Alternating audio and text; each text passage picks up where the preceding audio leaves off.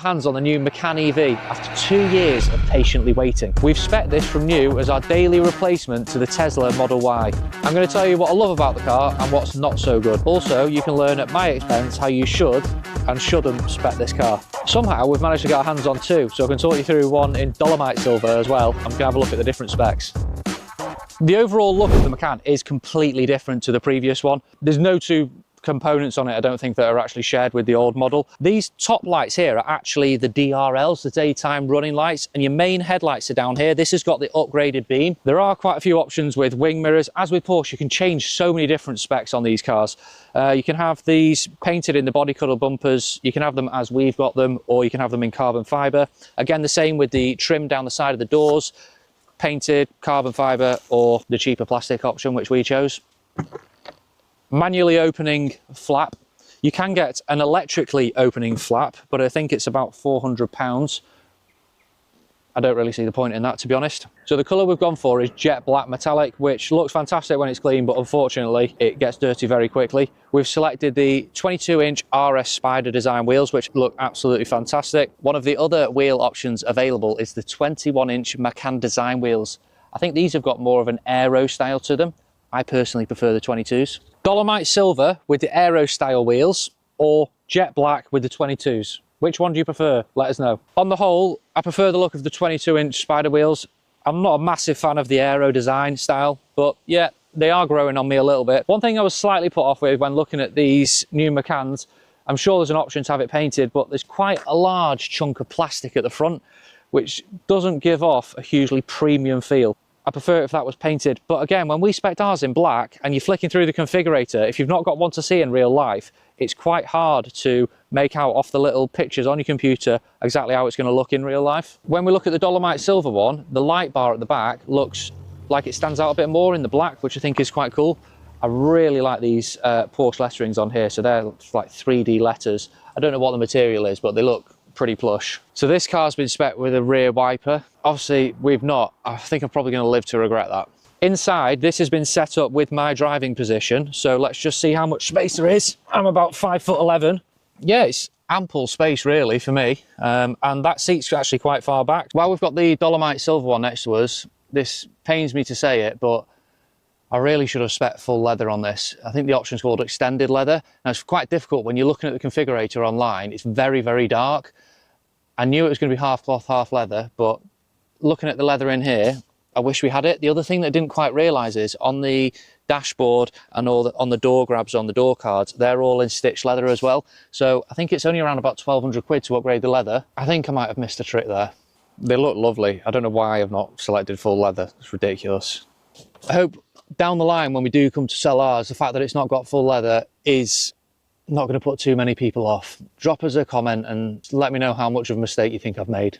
One option which a lot of people won't know about when speccing a Porsche is Power Steering Plus, which is only about 200 quid, but it basically just makes the steering a lot lighter. I think it's a real must-have on these Macans. This is the multi-function sport steering wheel finished in Racetex, which is basically a really nice Alcantara, but it's not Alcantara. Racetex is what Porsche call Alcantara basically, but it feels really nice. And you've got the drive select modes there, you've got off-road, sport and normal driving. Who would like to see us take this off-roading? Drop us a message in the comments if you think we should try and take this green laning. So if we run through some of the spec on the black one that we've done, it's 18-way adaptive front sport seats with the memory package. So you've got 3 different options to set in there. So if, like us, there's a couple of people regularly using the car, you can each have your seat position stored, which is really handy. Must-haves, I think, in a Porsche is the Bose upgraded sound system as a minimum. The standard sound system on these is a little bit lackluster, should we say. You can also upgrade it again to a Burmeister system, but that is really quite a pricey option. So I think the Bose is a nice middle ground and it does deliver high quality sound, so that'll do for us. Finally, we've got our hands on the new Macan EV. It's been 2 years in the waiting. One question I always had was, can an electric car actually be great to drive? And the answer is yes, it can. So the big concern with a lot of electric cars is how heavy they feel. This doesn't feel heavy at all. It feels nimble. The braking is very progressive. It feels like you're driving a traditional automatic car. We've done about 200 miles in this car now, so not a huge amount, but it's just so noticeable how much better it drives than other electric cars. the Model Y, which we have done a review on, I'll put a link to here, the one way I would describe the handling on that is dangerous. It does not fill you with any confidence whatsoever. This, you feel like you put it into a corner. If you need to brake, which I have had to do a couple of heavy braking scenarios in this already, it brakes really well. It doesn't feel like a big car at all. If anything, it feels a bit like a hot hatch, this, which I like that. It's definitely not a big 4x4. Inside the cabin, I think it feels actually a little bit smaller than the previous Macan.